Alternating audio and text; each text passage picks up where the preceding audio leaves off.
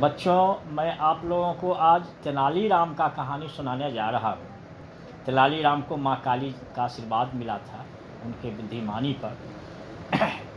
तेनालीरामन बहुत छोटे थे तभी उनके पिताजी चल बसे। उन्हें बचपन में किसी पाठशाला में जाने का अवसर नहीं मिला। वे बहुत नटखट थे और उनकी शरारतों के कारण उनकी माँ अक्सर उनसे परेशान रहती थी। फिर एक दिन उन्हें एक ज्ञानी संत मिले। उन्होंने उन्हें एक मंत्र दिया और कहा कि वे रोजाना काली माँ की प्रार्थना किया करें। तेनालीरामन पास ही बने काली मंदिर में गए और संत के कहे अनुसार मंत्र का 1,00,000 बार जाप किया। मंत्र पूरा होते ही माँ काली ने अपने 100 सिरों के साथ भयंकर रूप में उन्हें दर्शन दिए। माँ काली को इस प्रकार अपने सामने देखकर तेनाली घबराने के बजाय जोर जोर से हंसने लगे। माँ काली ने उनसे उनके इस तरह हंसने का कारण पूछा। वे बोले, माँ, मेरी एक नाक है और जब भी मुझे जुकाम हो जाता है तो मुझे बहुत मुश्किल होती है, लेकिन जब आपको जुकाम होता है तो आप क्या करती हैं? इतने सारे सिर और केवल 2 हाथ।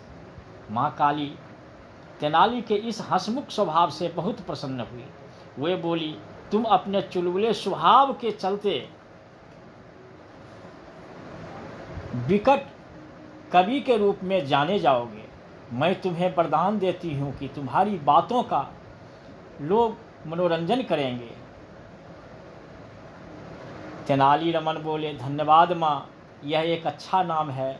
यह आरंभ से लेकर अंत तक एक जैसा बोला जा सकता है, जैसे कि विकट कवि। लेकिन इससे मुझे क्या लाभ होगा? माँ बोली, ठीक है, मैं तुम्हें एक और वरदान देती हूँ। मेरे पास यह 2 कटोरे हैं। एक कटोरे में विद्या और दूसरे में धन है। दोनों में से कोई एक कटोरा चुन लो। माँ काली ने तेनालीरामन को दोनों कटोरे दिखाते हुए कहा। अब तेनाली सोचने लगा कि उसे माँ काली के कौन से वरदान को चुनना चाहिए। जीवन में तो ज्ञान और धन दोनों की ही जरूरत होती है। केवल एक वरदान लेने से तो बात नहीं बनेगी। उसने कुछ सोचकर माँ काली से कहा, माँ, क्या मैं उन्हें लेने से पहले चख कर देख सकता हूँ? बिना चखे मैं कैसे बता सकता हूँ कि मुझे कौन सा कटोरा चाहिए? तेनालीरामन बोले। माँ बोली, तुम ठीक कहते हो, लो चख कर देखो। माँ काली बोली। तेनालीरामन ने तुरंत ही दोनों कटोरों को मुंह से लगाया और तेजी से गटक गए।